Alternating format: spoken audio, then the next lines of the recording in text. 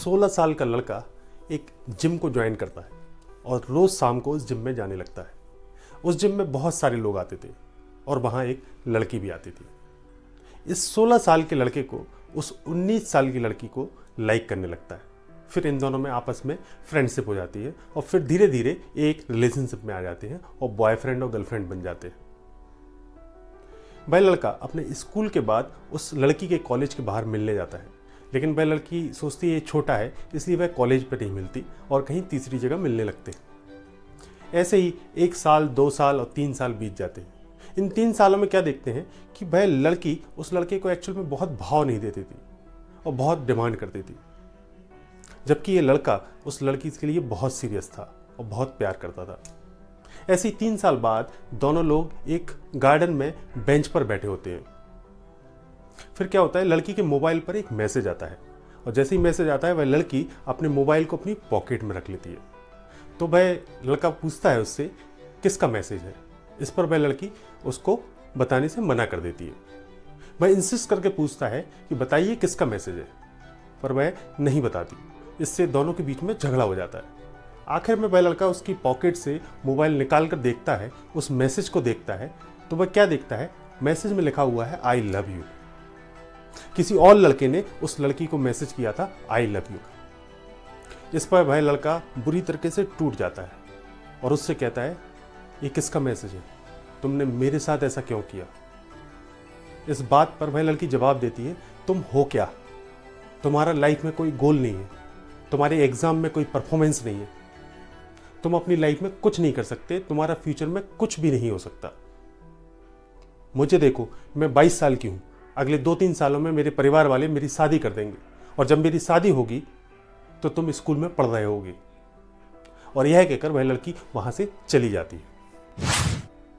यह लड़का बुरी तरीके से टूट जाता है, अपने घर जाता है, अपने आप को बेडरूम में बंद करता है और एक तकिया लेकर जोरों से रोने लगता है।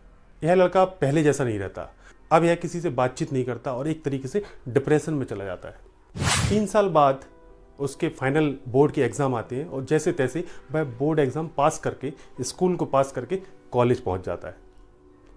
कॉलेज में पढ़ाई के दौरान वह एक बिजनेस स्टार्ट करता है और जब वह कॉलेज की डिग्री कंप्लीट करता है तब तक उसका वो स्टार्टअप एक बहुत बड़ा बिजनेस बन जाता है, एक वह बड़ी कंपनी बना लेता है।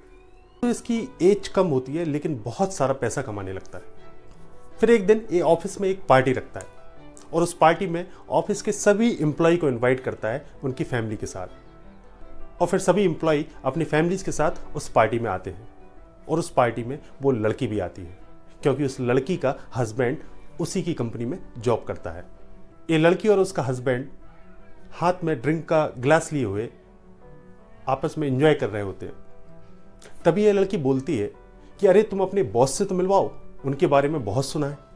इस पर उसका हस्बैंड कहता है हाँ हाँ क्यों नहीं, चलो मैं तुम्हें अपने बॉस से मिलवाता हूँ। और फिर वह उस लड़की को अपने बॉस के पास ले जाता है। वो लड़की जैसे ही उस आदमी को देखती है उसके हाथ से वो ग्लास छूटकर नीचे गिर जाता है। और वो लड़की क्या देखती है, ये वही लड़का है जिसको मैंने कहा था कि तुम्हारा लाइफ में कुछ नहीं हो सकता, तुम अपने जीवन में कुछ नहीं कर सकते। और ये वही लड़का आज इतना कामयाब है। अब दोस्तों मैं आपसे पूछता हूं कि आपको क्या लगता है इस कहानी में कौन सही है और कौन गलत है। क्या वह लड़की सही है क्योंकि अगर वह लड़की उसको नहीं छोड़ती तो वो इतना मोटिवेट नहीं होता और अपने स्टार्टअप को इतना बड़ा नहीं कर पाता।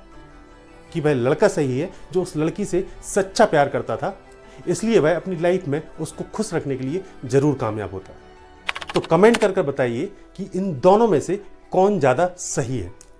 फाइनली ये कहानी अगर आपको पसंद आई हो तो ज़रूर लाइक कीजिएगा और शेयर कीजिएगा, जिससे ये कहानी लोग बाग देखें और सीखें कि जो हमसे प्यार करते हैं उनका दिल नहीं दुखाना चाहिए। अगर आप मेरे चैनल पर पहली बार आए हैं तो इसको ज़रूर सब्सक्राइब कीजिएगा और अगर आप फेसबुक पर देख रहे हैं तो फॉलो कीजिएगा। और याद रखिएगा, जो आपसे प्यार करते हैं उनका दिल कभी मत दुखाइएगा। थिंक अबाउट इट, इस बारे में ज़रूर सोचिएगा।